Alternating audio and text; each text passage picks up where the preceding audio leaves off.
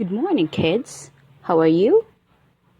Today, we will learn how to make connections between information viewed and personal experiences. At the end of this video, I wish you can make connections between information viewed and personal experiences. Let's start. Have you experienced reading books, then you cried? Or you smiled? Or you laughed? Why? It's because you can relate to what you have read. In other words, you are making connections. In teaching children to understand the text read, it is important to activate their schema, or what we call background knowledge. It is easier to comprehend when there is connection. There are three types of connections. Number one, it's a text to self. Text to self refers to the connections made between the text and your personal experience. In identifying text to self, here are guide questions. What does it remind me of something in my life? How is this similar or different from my life? Does something like this happen to me? Example. Dr. Josepe Rizal was born on June 19, 1861 in Calamba, Laguna. He came from a wealthy family, but despite this, he suffered discrimination from the Spaniards. But when he was 5 years old, he was able to read the Bible written in Spanish. Upon reading the selection, have you think of yourself? Did you suffer discrimination also? Are you sad for Rizal? Or are you like Rizal who learned how to read at 5 years old? If so, it's a text-to-self connection. Let's move on to the second type of connection. It's text-to-text.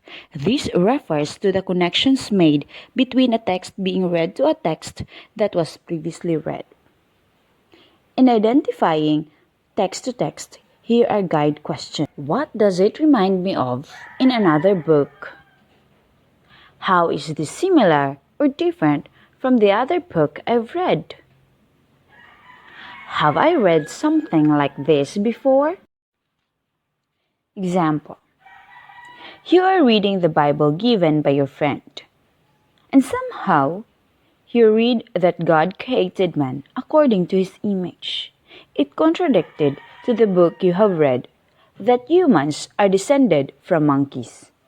This is text-to-text because there is a connection between the creation of man in the Bible and the book you have read about where humans descended from. Let's go to the third type. It's text-to-world. Text-to-world refers to connections made between a text being read and something that occurs in the real world. Here are guide questions. What does it remind me of something in the real world? Does it have similarity or difference to the things happen in the real world? How did the part relate to the real world? Example. You read the news that opening of classes will be on October 5, 2020. You texted your teacher for confirmation. This is text-to-world since you have read about the school opening which really happened in the real world. Got it? Example. Let's try to connect using this picture. Try to connect text to self. I definitely have this kind of lifestyle due to this pandemic, but I don't work from home, yet I do homeschooling. Let's go to text. According to a post in social media of a known personality, the new normal fashion style is wearing face mask.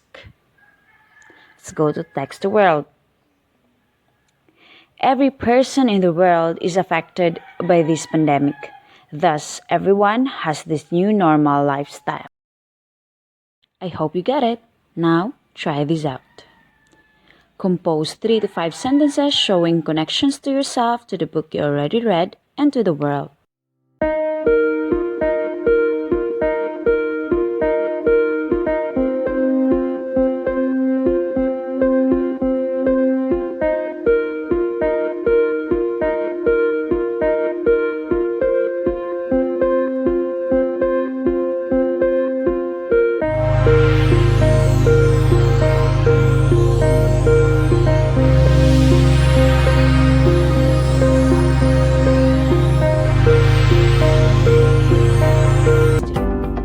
Thank you for watching. I hope you have learned and enjoyed.